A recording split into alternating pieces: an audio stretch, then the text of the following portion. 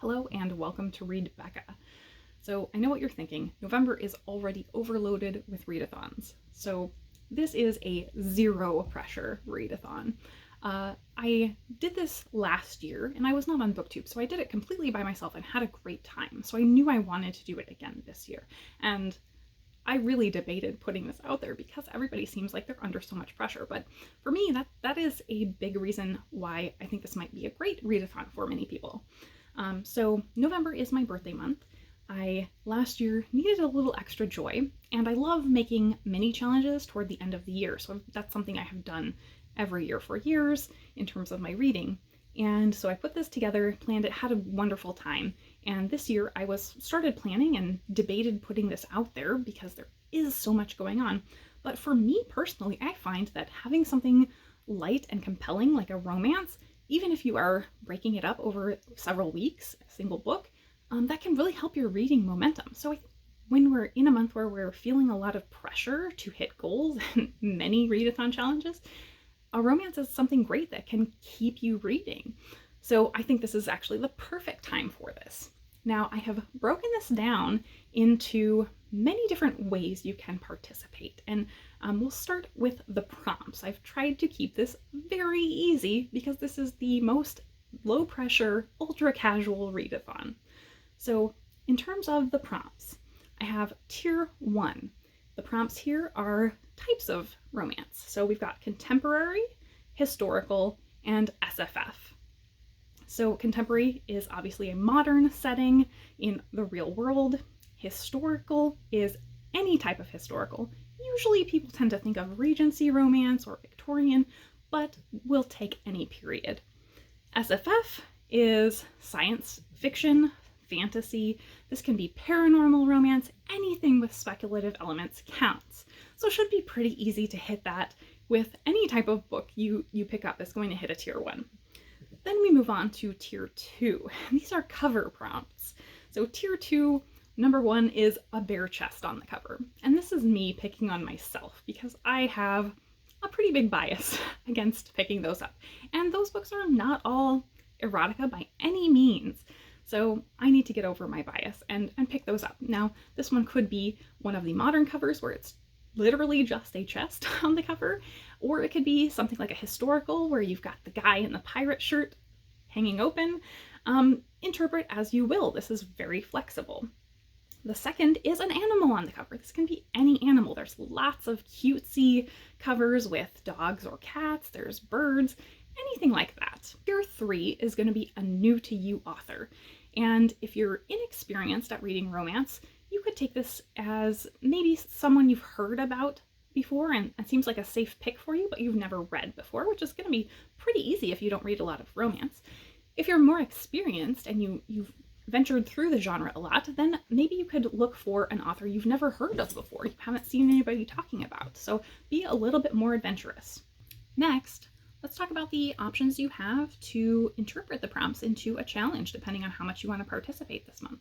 So you may go for option 1.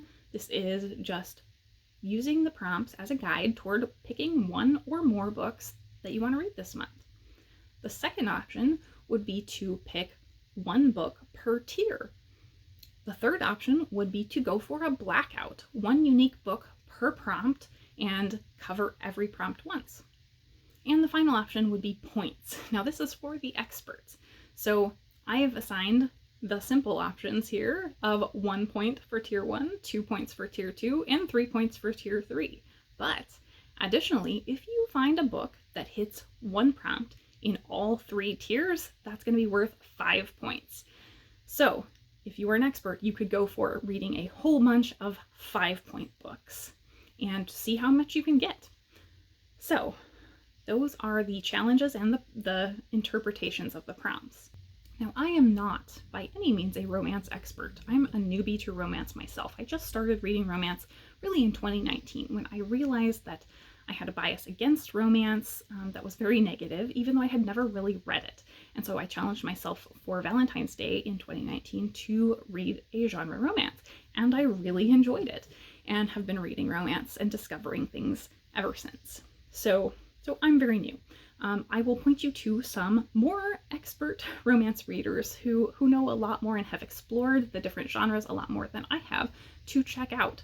So these are by no means comprehensive lists. These are just a very small list of people that I really enjoy who have specific unique niches, each of them. So you'll be able to explore more on your own if you would like to check out more romance. The first channel I want to mention is Chelsea Palmer, and she's a fairly new romance reader like myself, but Chelsea tends to go all in on new things that she gets into, and so she has really explored the romance genre and the subgenres, and is still continuing to do that. But I think I would go to her for small town romance. Really hard-hitting contemporary romance is a big theme there. She is constantly trying new genres though, so I think recently she's been getting into mafia romance. So if you are looking for someone who is still exploring, that is really a great place to go. Then we have Crystal's Bookish Life, and she reads mostly historical.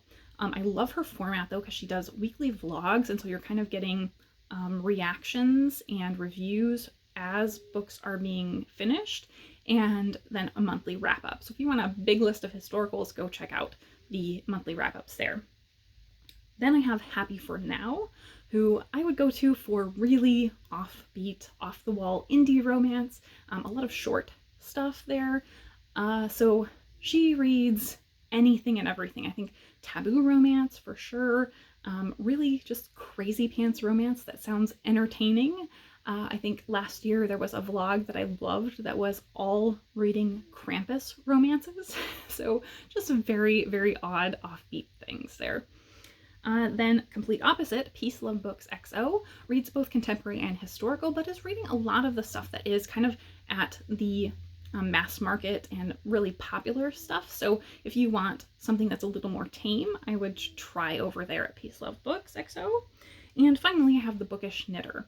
And the Bookish Knitter is reading primarily, I would say, category romances, a lot of arcs there that you can check out. Then I think focus there is on romantic suspense and maybe cowboy romances if you want to get into those. So those are the channels that I have to point you to. So this is going to be a full month-long readathon, so take your time reading whatever you would like at whatever level you would like. I think personally I'm going to go for a Blackout. I'm going to come back at the end of this month, October, and post my TBR for the challenge and let you know what I will be reading for the 6 prompts. And no pressure, but participate however you would like.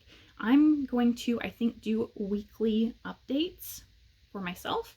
I'm not going to run sprints or anything, but if you would like to do that, you're welcome. If you just want to post what you're reading, if you don't have a channel, you're welcome to do that, and just comment here on my videos. Let me know if you're progressing. If not, otherwise, I'm going to do this myself and have a great time. And I hope this encourages you to look into romance, whether it is this month or in the future. Thank you so much for watching.